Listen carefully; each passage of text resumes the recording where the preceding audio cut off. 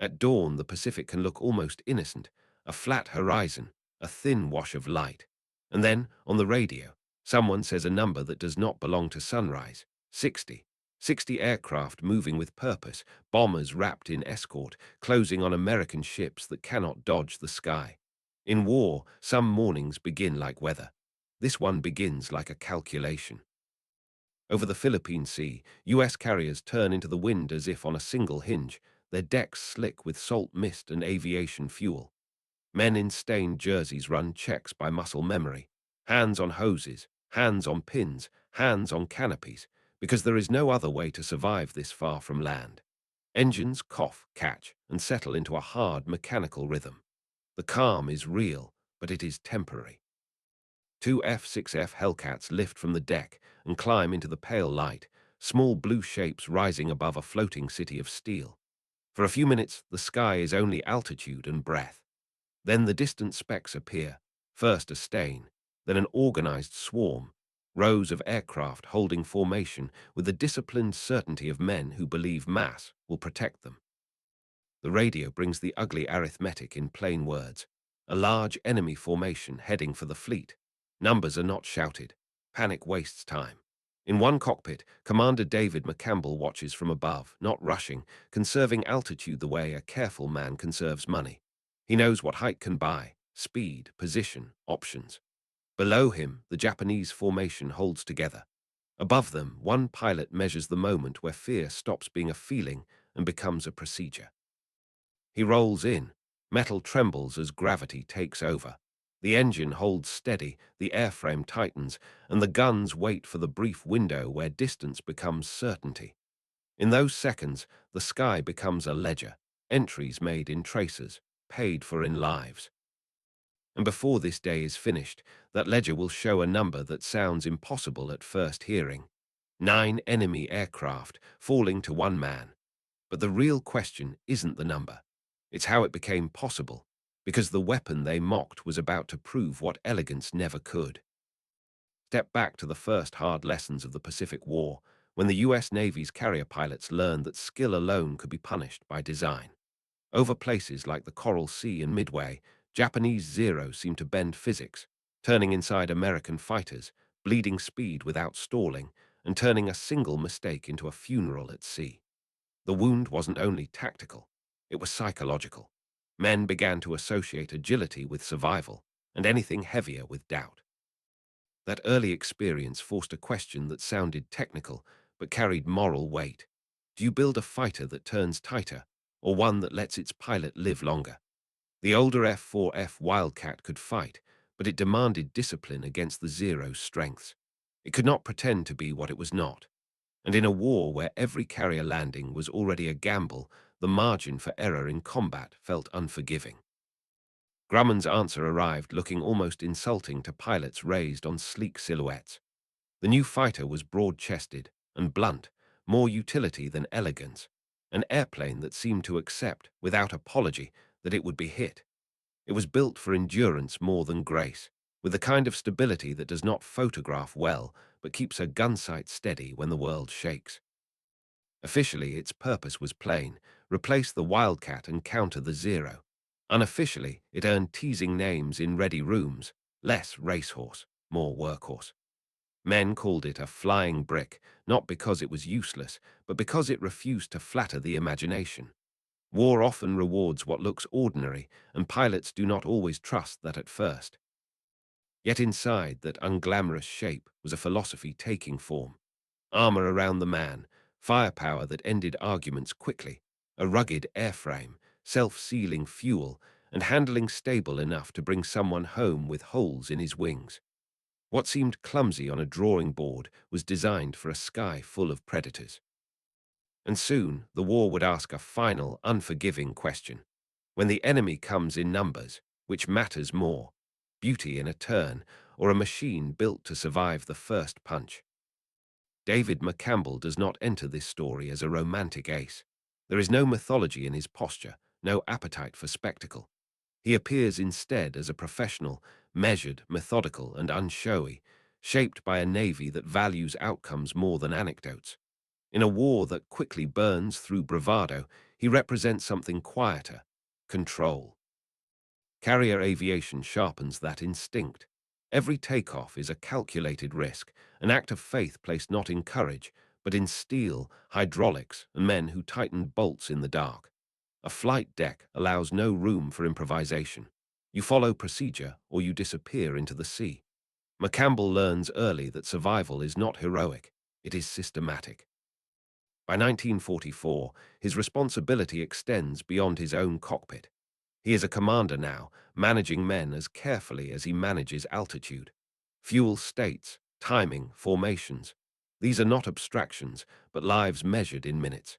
He is not hunting alone. He is orchestrating movement in a sky where mistakes multiply quickly.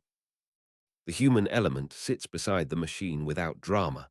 Confidence in this world is not bravado but repetition. Hours flown, landings survived, decisions reviewed and corrected. McCampbell does not chase chaos. He rations it. He enters combat only when the odds can be bent, not tested. To him, aggression without advantage is not courage, it is waste. Around him, the Pacific War reveals its deeper nature. This is no longer a contest of individual brilliance, but of systems, industry against industry, doctrine against doctrine, learning curve against learning curve. Victory belongs to those who adapt faster and preserve skill longer. And to understand the record day that waits ahead, the number that will echo, we must first understand the belief that shaped the man who made it possible. The timeline matters because it explains the confidence that follows. The Hellcat's first flight comes in 1942, and by 1943 it is entering service, not as a miracle, but as an answer delivered on schedule. The Pacific War is expanding faster than reputations can keep up, and the Navy does not need an airplane that wins arguments in theory. It needs one that can be built, shipped, flown, repaired, and flown again. In silhouette, the F-6F looks like the Wildcat's older brother, familiar, almost conservative. But the revolution is not in shape. It is in margin. More power to climb, more range to patrol, more ruggedness to absorb mistakes and still come home. In a fight where distance and fatigue are weapons, margin is not a luxury. It is survival made measurable. Grumman designs as if damage is inevitable, because in carrier war it is. 6 50 caliber guns sit in the wings with the blunt logic of certainty. Armor and pilot protection are not afterthoughts, they are philosophy. Self-sealing fuel tanks carry the quiet assumption that bullets will arrive, and the only question is whether the aircraft, and the man inside it, can outlast the moment. This belief becomes industrial. Thousands are built quickly, because victory in the Pacific is partly a production schedule: steel, rivets, engines, and the trained hands to assemble them at scale. Somewhere on a heaving deck, a junior pilot grips the throttle on his first carrier landing and learns what forgiving really means. The airplane absorbs his roughness, settles, and gives him another chance. Even mercy can be a weapon. Other machines exist, faster on paper, like the Corsair, yet burdened early by the practical problems of carrier use. The Hellcat earns trust not by glamour, but by being usable at sea, day after day, with fewer excuses. Arrogance in war often hides in simple sentences like, "This will be good enough." But the sky has a way of auditing those words, especially when the enemy still believes skill can outrun steel. In the early Pacific War, the Zero carried a reputation that did more than win fights. It shaped expectations. Its agility became a kind of psychological gravity. American pilots were drawn into turning contests they could not win, and the lesson spread through ready rooms and after-action reports. If you try to outturn a Zero, you die. That belief traveled ahead of Japanese formations like an invisible escort, persuading enemies to make the wrong choice before the first shot was fired. A Japanese fighter leader could lean on an older truth and feel justified. Combat, he believed, is decided by the man in the cockpit, not the factory behind him. A superior pilot, trained longer, taught to feel the aircraft as an extension of the body, should defeat any opponent who relies on weight and horsepower.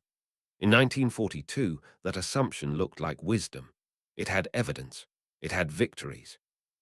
But by 1944, the Pacific has widened into something merciless. Distances stretch supply lines thin. Engines wear out. Fuel becomes a constraint that cannot be argued with, and pilot attrition, steady, cumulative, begins to hollow out the very advantage Japan trusted most. Skill is not only earned, it is preserved, and preservation requires time, replacements, and the ability to keep training even while losing. Inside the cockpit of a young Japanese pilot, the controls still feel light, the turns still feel tight, the aircraft responsive in a way that almost flatters confidence. Yet behind that responsiveness sits a heavier fear: the fuel gauge, the scarcity of experienced leaders, the knowledge that if he does not return, there may not be another man trained to replace what he has learned. The Zero is still dangerous, but danger is not the same as sustainability. On both sides, belief hardens into doctrine. Japan trusts finesse and the individual duel.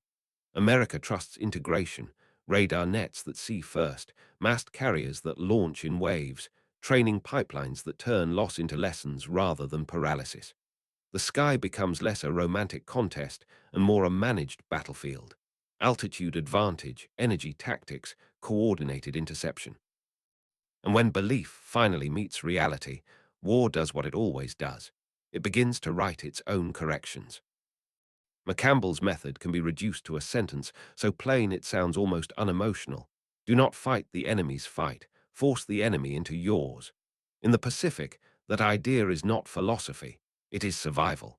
The Zero wants a turning contest, close and intimate, where reflex and lightness decide the ending.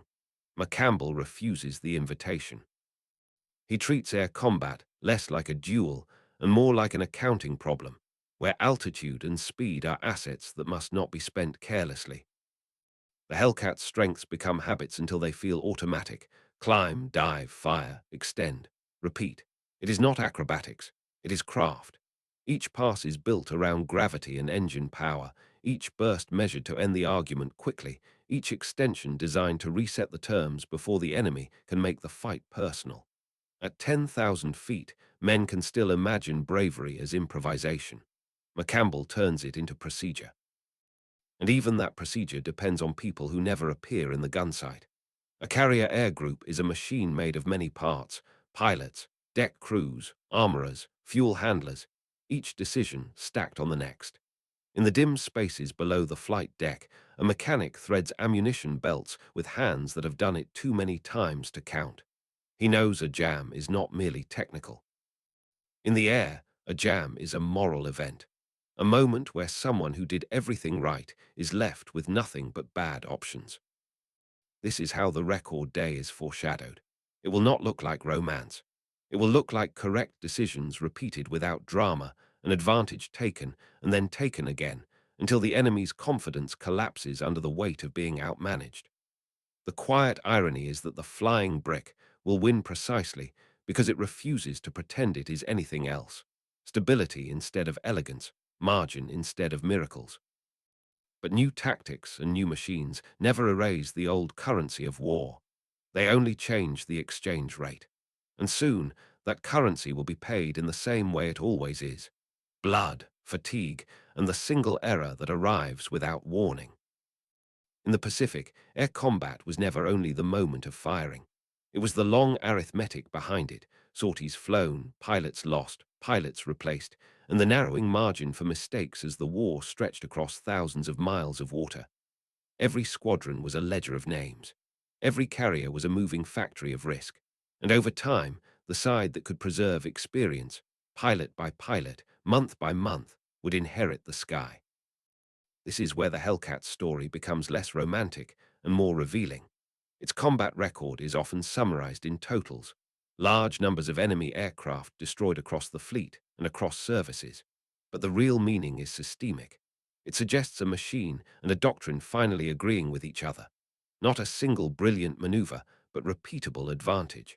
Climb when you must, dive when it pays, survive what would have killed you in a lighter airplane, and come back to fly again tomorrow. People cite kill-loss ratios as if they are bragging. In truth, they are measurements, evidence that design intent is translating into lived outcomes, especially against the Zero. A statistic can sound cold until you picture the alternative: a pilot returning with holes punched through his wings, metal peeled back like torn cloth, and still managing to trap on a pitching deck. In that moment, home is not the reward after combat. It is part of the weapon. But the struggle doesn't end with improved odds. It continues in repetition. Missions blur together until fear becomes routine, and routine becomes the most dangerous kind of confidence. The war asks for two kinds of courage: the dramatic dive into tracer fire, and the quieter discipline to break off when fuel says no, even if the enemy is still in front of you. By the time October 1944 approaches, the center of gravity is shifting toward the Philippines. The numbers are growing. The formations are larger. And soon, that mathematics of survival will be tested in a single sky where there will be no room left for luck. By late 1944, the war's geography begins to tighten around a single hinge: the Philippines. Control those islands and Japan's sea lanes begin to choke. Oil, raw materials, reinforcements forced into longer routes that bleed time and ships. On a map, it looks like strategy. On the ocean, it feels like pressure closing from every direction, turning distances into deadlines. American carriers move through that pressure like floating cities of steel, runways laid over hangars, workshops, fuel tanks, and sleeping men. They are powerful, but never invulnerable. A single bomb can turn a flight deck into a furnace. A single lucky hit can cancel a day's air plan in seconds. That is why interception is not a hunt for glory. It is a protective act. Every fighter that meets an incoming raid is buying the fleet another hour of survival. The Battle of Leyte Gulf arrives with a scale that overwhelms clean storytelling: multiple fleets, multiple actions, and simultaneous crises that refuse to stay in neat sequence. Ships maneuver in darkness and confusion. Aircraft rise and fall in layered waves. Decisions are made with partial information and then lived with at full consequence. It is not one battle so much as a storm system, fronts colliding across hundreds of miles. In a flight briefing, the phrase "enemy planes inbound" is spoken with the calm of men who cannot afford panic. The tone is practical, almost bureaucratic, because fear is already understood. The Japanese formations that approach are both threat and symptom: still dangerous, still capable of killing in one clean strike, yet increasingly forced into higher-risk attacks as options narrow and losses compound. And on both sides, the human cost sits beneath the strategy like ballast. Men are asked to trade their lives for a few minutes of disruption, a brief opening, a chance that the enemy's system might stumble. The stage is set now, not for a legend, but for a single mission where training and chance collide, and where a flying brick will be judged by the only standard war respects: what it prevents from reaching the fleet.